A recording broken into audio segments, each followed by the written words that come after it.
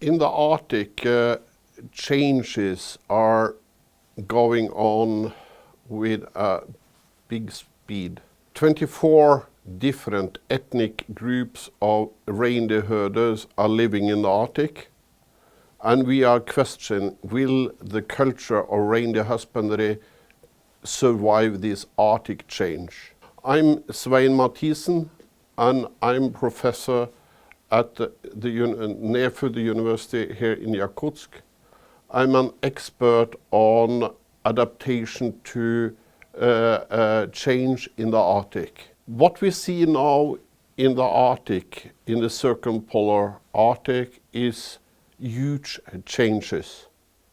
Not only climate changes, but also social, economic changes which affects reindeer husbandry.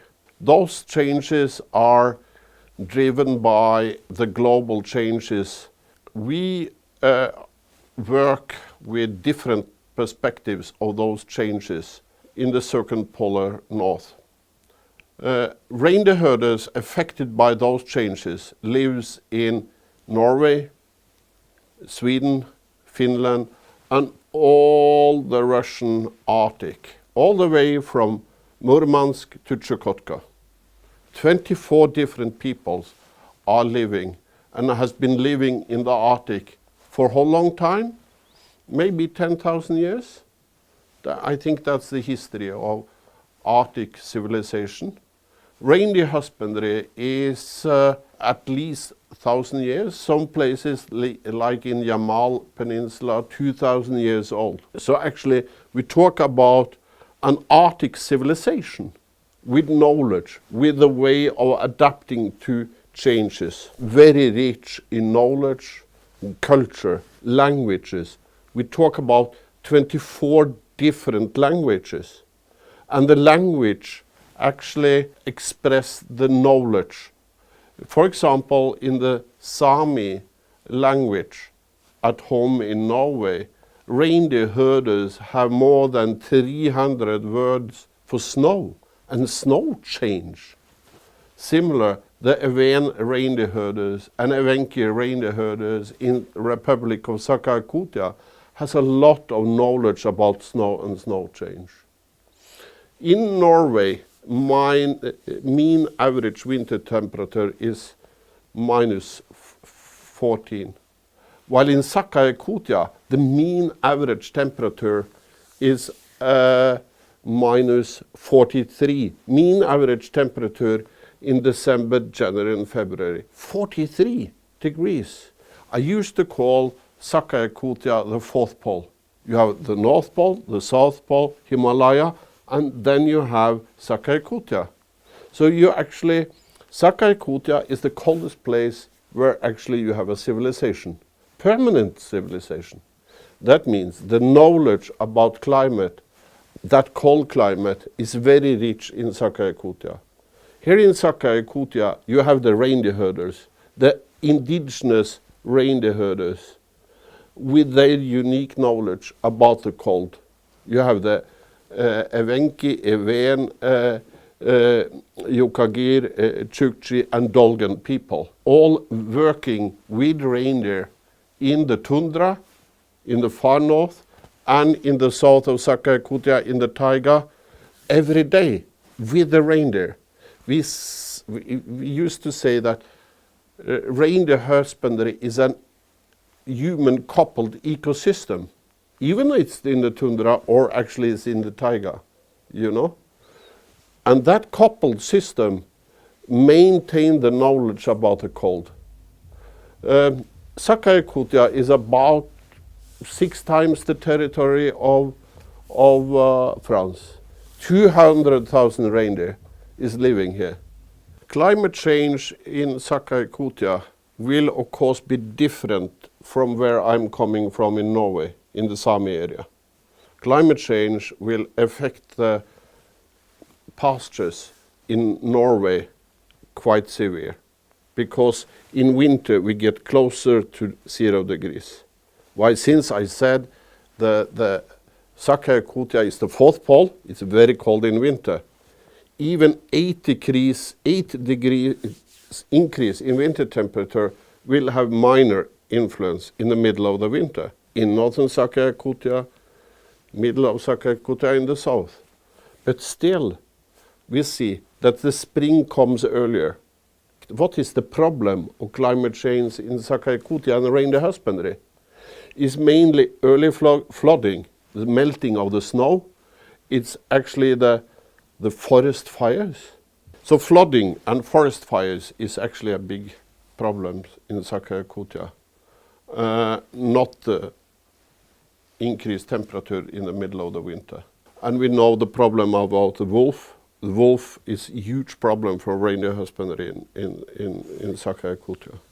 Taiga region in southern Sakha-Yakutia is maybe the most interesting topic for scientific discussion, because the taiga, some people say actually the taiga is disappearing.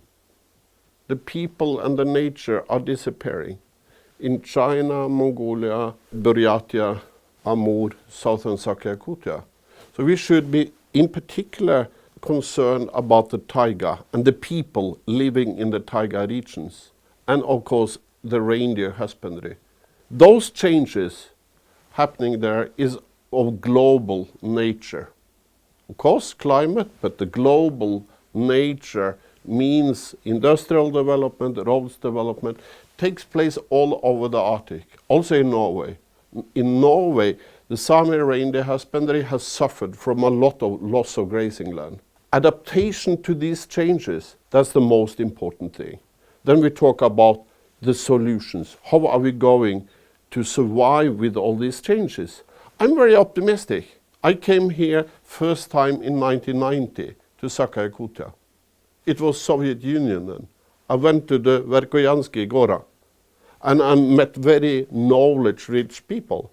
I'm very optimistic because in the Sami society in Norway, in the Even and Evenki society in Sakha-Yakutia, there is a very deep knowledge about nature, about the biology, about the reindeer, about the traditional knowledge, we call it.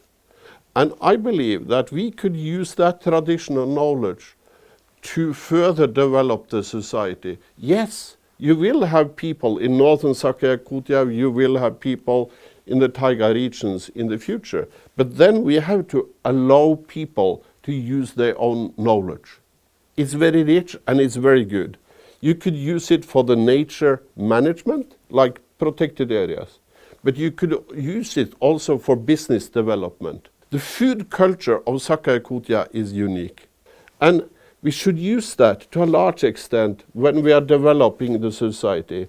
We as professors at the university have to make sure that that knowledge, that traditional knowledge we find in the indigenous people's culture of Sakha-Yakutia should be used in the programs at the university.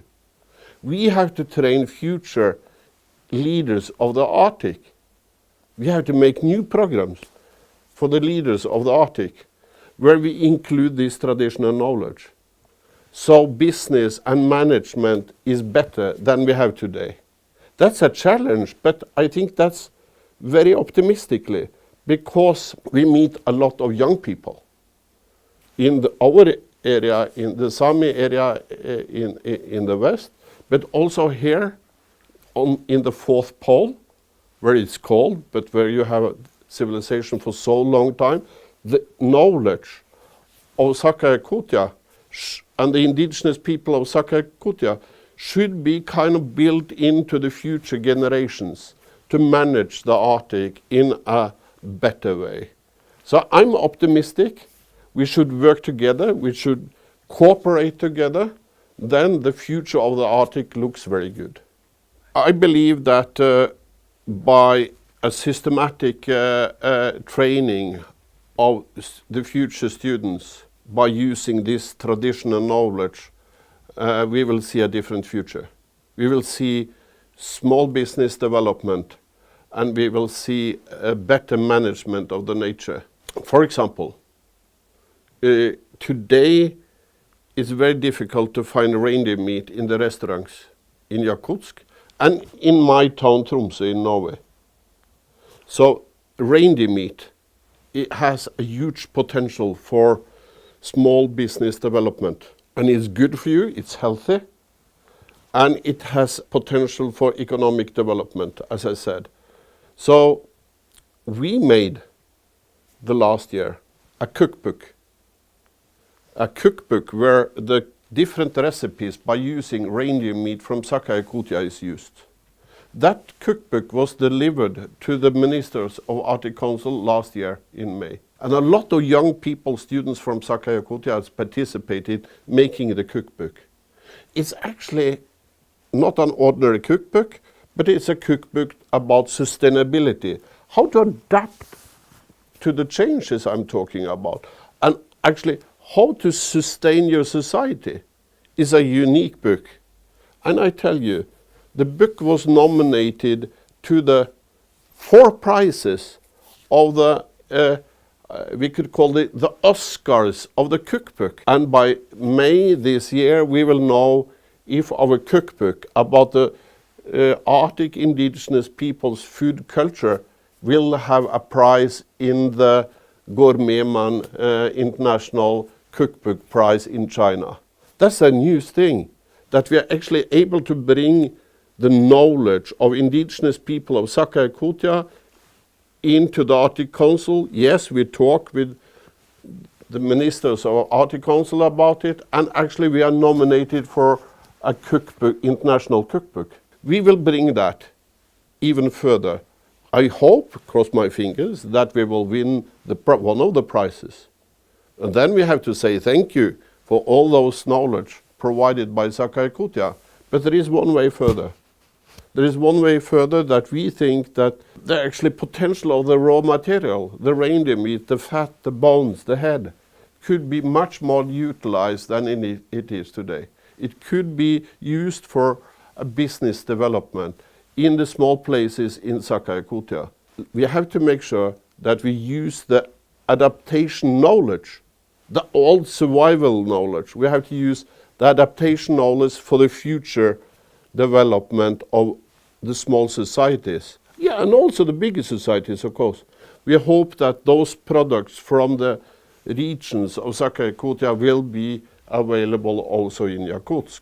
So the potentials are big, but we have to systematically work at the university level. We have to provide a good education for students from the first level and all the way up to PhD levels. This means a lot of fun.